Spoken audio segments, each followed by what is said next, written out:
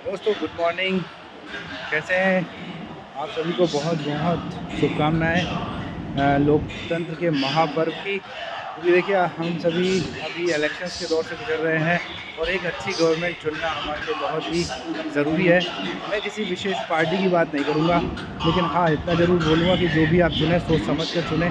Opportunity आप ही के सामने है और जिन्होंने काम किया है वो भी आपने देखा है, और जो काम नहीं करते या फिर सत्ता ही चाहते हैं वो भी आप जानते हैं। तो मैं किसी राजनीतिक पार्टी की बात नहीं करूँगा, लेकिन हाँ इतना ज़रूर बोलूँगा कि आप जो भी डिसीजन लें वो सोच समझ करके अपना फ़ैसला लें, क्योंकि आपका जो वोट है वो बहुत ही कीमती है।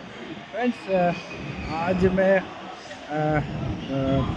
अभी रेलवे स्टेशन पे हूँ और यहाँ से रवानगी है बरेली के लिए। बरेली में कल इलेक्शन हो चुके हैं।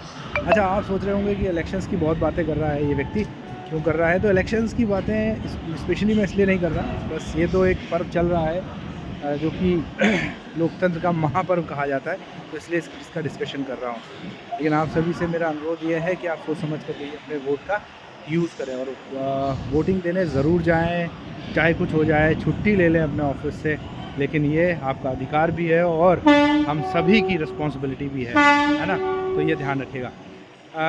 और आगे थोड़ा सा और लेकर के चलता हूँ आप लोगों को दूसरे डिस्कशन में, जिसमें कि मैं चर्चा करने वाला हूँ आज के समय में होने वाली एक हिसाब से देखा जाए तो मैं बात करूँगा कि अनएम्प्लॉयमेंट, फ्रस्ट्रेशन, ये कुछ विषय है। जैसे अनएम्प्लॉयमेंट एक डिफरेंट विषय है, फ्रस्ट्रेशन एक अलग विषय है।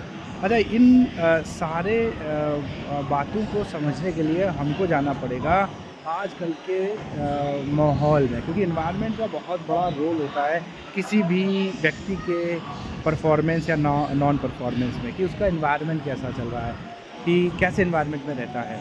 3 ईज़ बहुत इंपॉर्टेंट होते हैं, 3 ई, यानी कि एक होता है एजुकेशन, दूसरा होता है आपका एक्सपीरियंस और तीसरा होता है एनवायरनमेंट। ये 3 ईज़ किसी भी व्यक्ति के जीवन में बहुत अच्छा रोल प्ले करते हैं।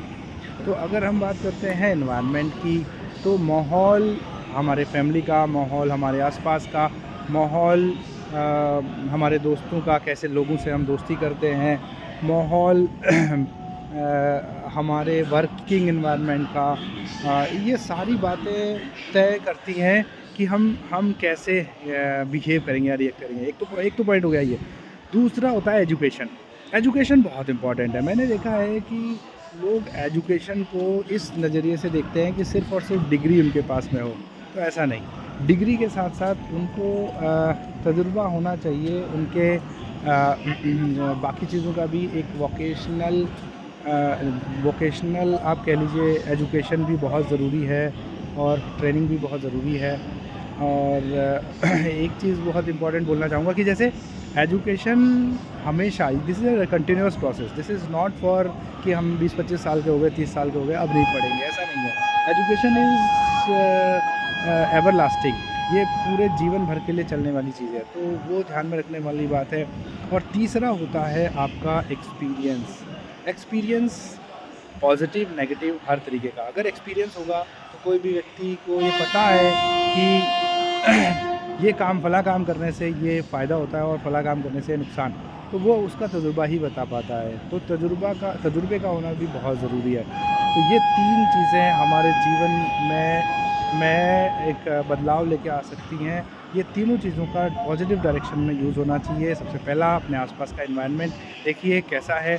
अगर अच्छा है तो बहुत अच्छा, well and good, wish you good luck.